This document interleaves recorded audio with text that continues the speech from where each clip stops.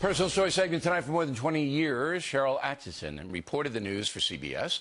Much of that time was spent on investigations. She recently left the network and joins us now on a Factor exclusive. So let's start with Fast and Furious. What did you find out about that? I found out that we had to quit pursuing the story, more or less, due to lack of interest well before we found answers to a lot of questions, including what about all the other cases besides the one you know as Fast and Furious that were also using similar strategies to transfer weapons down to Mexico, and how did this, if at all, play into a strategy the United States may be using to draw support or give support toward one of the cartels in Mexico against one of the others, much like they had done in Colombia and other places. All right, so they were playing one off against the other, but you said something interesting, that you had to abandon the story for lack of interest. Can you clarify that? It just came to be that, I don't think on the viewer's part, but on the people that decide what stories go into the broadcast and what there's room for, they felt fairly early on that this story was over, when I felt as though we had barely begun to scratch the surface. They didn't ask me what was left to report. They just decided on their own that the story was done. So they pulled the rug from you. And I worked at CBS News, and I know how it goes. You can't investigate a story unless you get a budget to do so and approval of the higher-ups. Okay, you're going to do an assignment, O'Reilly or Attkisson, and this assignment will go to this show. That's how the structure works. So they didn't want any part of it over there. Okay. How about Benghazi? What did you find out about that?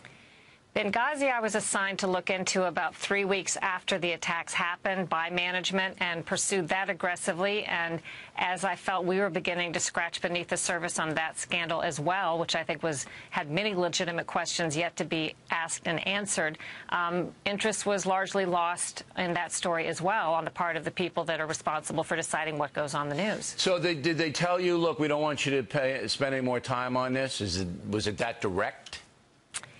No, it's more as though there's no time in the broadcast. They really, really like the story, but you start to hear from, other routes that why don't you just leave it alone, and, you're kind of a troublemaker because you're still pursuing it. I mean, it kind of goes from hot to cold in one day sometimes, where they're asking you to pursue something heavily, and then it's almost as if a light switch goes off, and they look at you all of a sudden as if, why are you bringing us this story?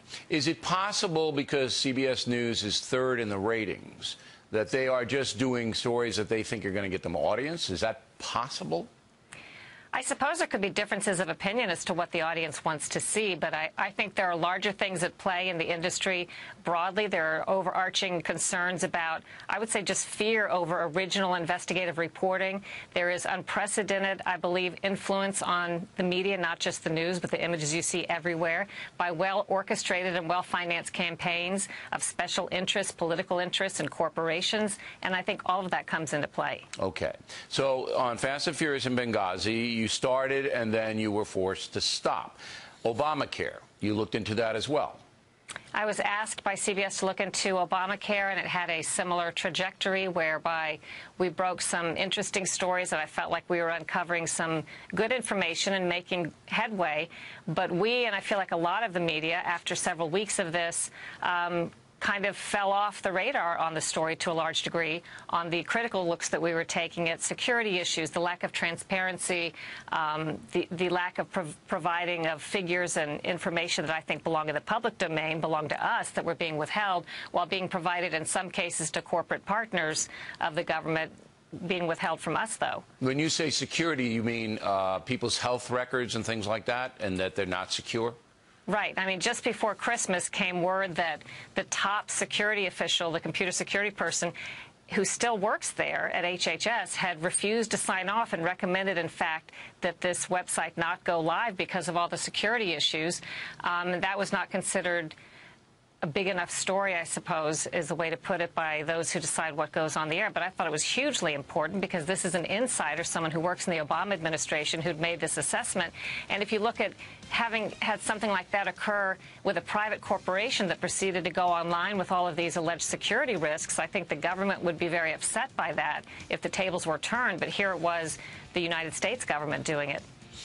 All right, Cheryl. So you got frustrated. Now you're on your own. And if you want to see what Cheryl Attkisson is up to, you go to CherylAttkisson.com. We appreciate you coming on tonight. Thank you.